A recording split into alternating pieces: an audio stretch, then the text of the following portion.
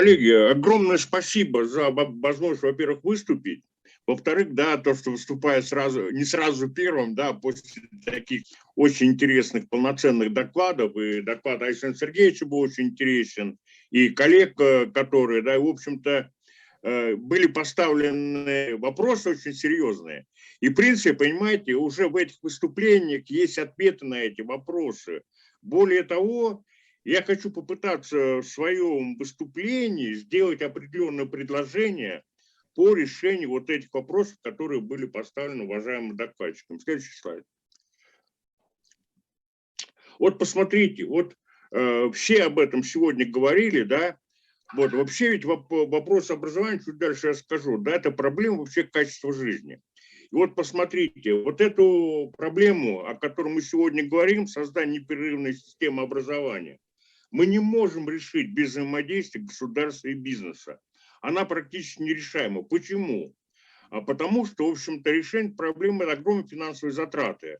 Но здесь есть интересы бизнеса, государство ставит задачу, а бизнес заинтересован в ее исполнении. Почему бизнес заинтересован? Он получает кадры, систему их подготовки, внятно и понятно, да? Потому что все схемы взаимодействия государства и бизнеса, они сегодня формализованы, и многие бизнес уже решает, исполняет, и ему, в общем-то, несложно все это сделать.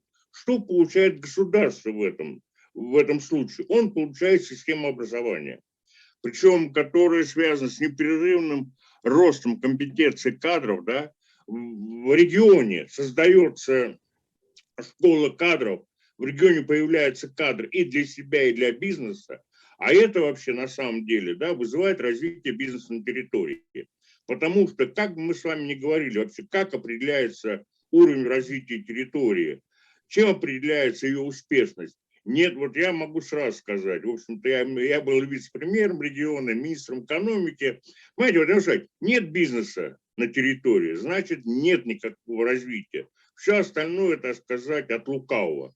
И вот посмотрите, что важно, да, если в республике будет создана своя система подготовки кадров непрерывная, то, в общем-то, постепенно происходит замещение кадров, уходят варяги, ну, назовем так, это условно, да, уходят вахтовики, опять же, это в кавычках, и кадры становятся местными. И понимаете, в общем-то, те компании, которые работают на территории региона, они, в общем-то, более лояльно относятся к развитию региона, да, они уже заинтересованы в развитии, потому что они здесь живут их родственники, здесь будут жить их дети, для них это очень важно, да, то есть изживается так называемая психология временщика.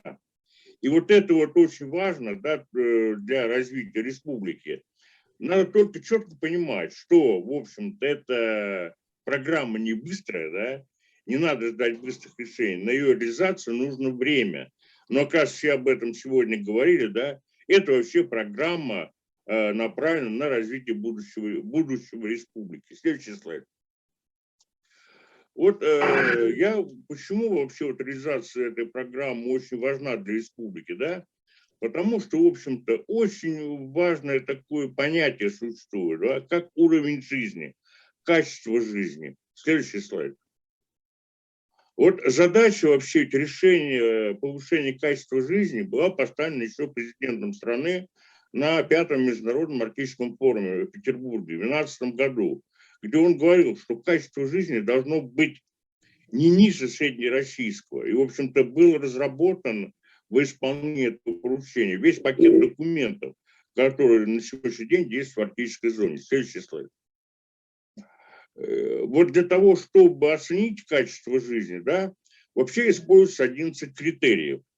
Они совершенно разные. Часть показателей региональной власти могут повлиять, на часть показателей повлиять не могут. Следующий слайд.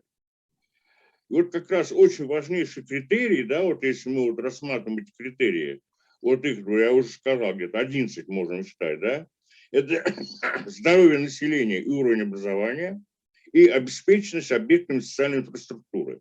Вот эти два пункта, да, вот эти из показателей, они четко вписываются в ту программу, которая будет разрабатываться на и будет действовать на территории Республики Саха-Якутия. Следующий слайд.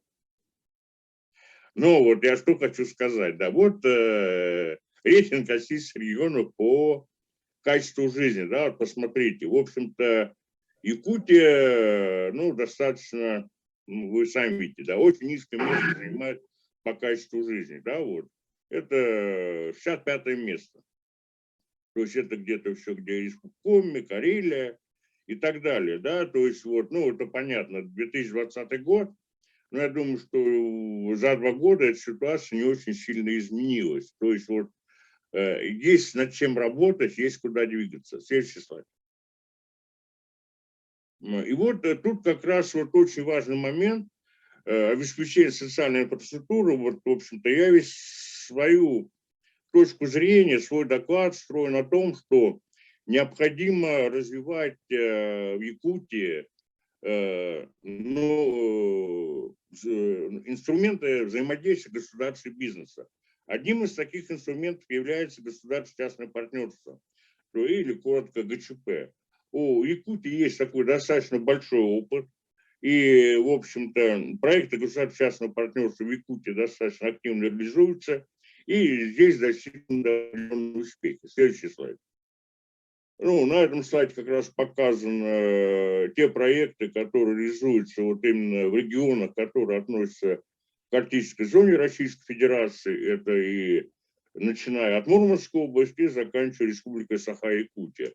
Я особенно комментировать слайд не буду, но здесь вот четко показано, кто работает, как работает, на каком уровне, сколько частных инвестиций в каком регионе привлечены именно проекты ГЧП в арктической зоне, связанные с развитием социальной инфраструктуры. Следующий слайд. Как вообще, на основании чего реализуют эти проекты? Вот смотрите, у нас в России действуют сейчас 2 закона, да? Это закон о государственно-частном партнерстве и федеральный закон о конституционных соглашениях. На основании этих законов совершенно спокойно можно эти проекты реализовывать. Еще один инструмент – это проект, так называемый, новый проект, так называемый проект социального воздействия. Да? Вот, покажите следующий слайд, пожалуйста.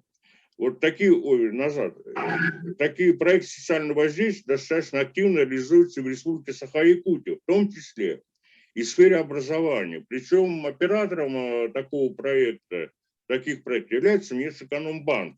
Ну, проект сейчас практически был заморожен из-за ковида, но я думаю, что, в общем-то, у этого проекта есть принципиально очень большое будущее, и, в общем-то, вообще, я думаю, сейчас надо с этим инструментом в Республике Саха-Якутия начинать активно работать. Следующий слайд. Вот обратите внимание на этот слайд, вот, то есть вот этот слайд вообще демонстрирует новый инструмент взаимодействия государства и бизнеса, так называемый Tax Increment Finance. Следующий слайд. Вот в чем смысл, да?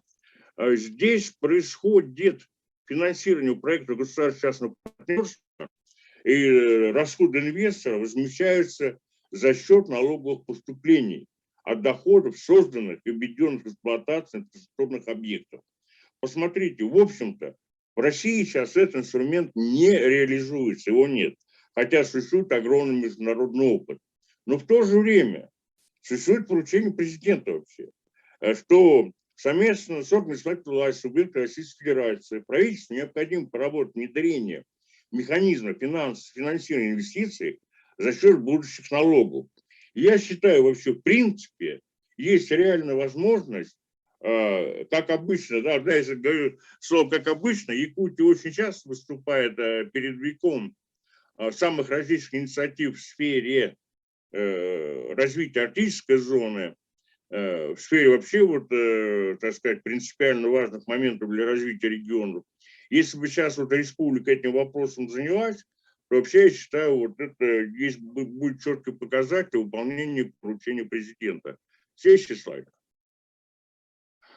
Кроме того, да, в общем-то, для того, чтобы реализовать такие проекты взаимодействия в сфере непрерывного развития образования, мы можем еще реализовать, использовать такой проект, как контракт жизненного цикла.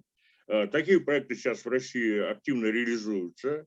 И, в общем-то, в этом случае предметом контракта является не сам объект, который мы должны создать, да, а предоставление сервиса на протяжении срока жизни объекта.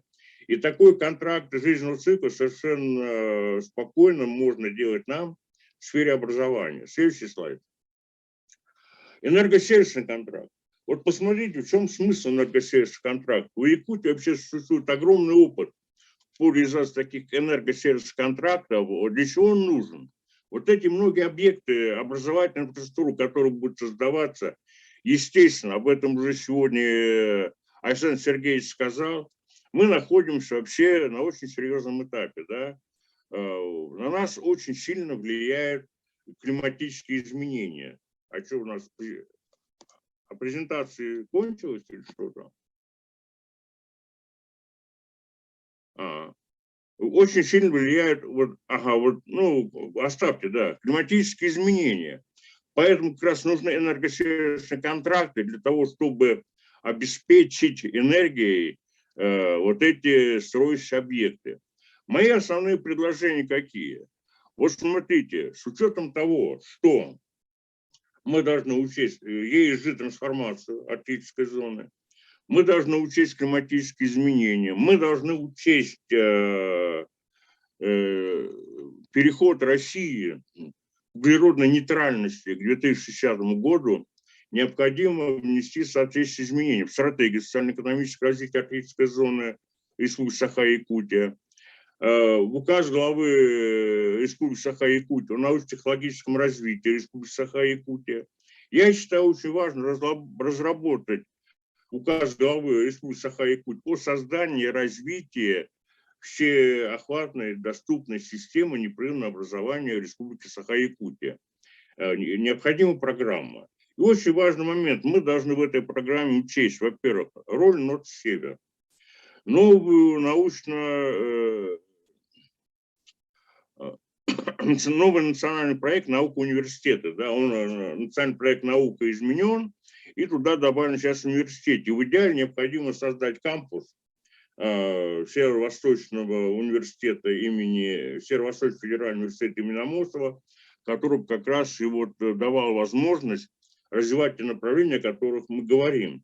И очень важный момент, да, что представители бизнеса преподают в Северо-Восточном федеральном университете, участвуют в деятельности Норд-Север. Да, и вот это позволит, понимаете, именно в взаимосвязи, взаимодействии науки с бизнесом позволит вообще решить проблему подготовки кадров для республики. И, в общем-то, тут-то мы как раз решим очень много проблем, да, вот о которых сегодня говорили. Да, это и бедность будет преодолена, потому что бедны именно необразованные люди.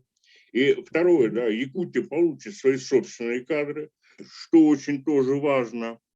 И в общем-то, единственное, надо еще учесть, и вот самое главное, не надо ждать быстрых решений. И, конечно, надо учесть негативные последствия и угрозы, происходящие от глобального изменения климата и трансформацию. Вот это вот как бы основные мои тезисы, да, которые, я считаю, необходимо учесть нам вот в этом новом направлении, которое будет развиваться в Республике Саха-Якутия. Благодарю за внимание. У меня все.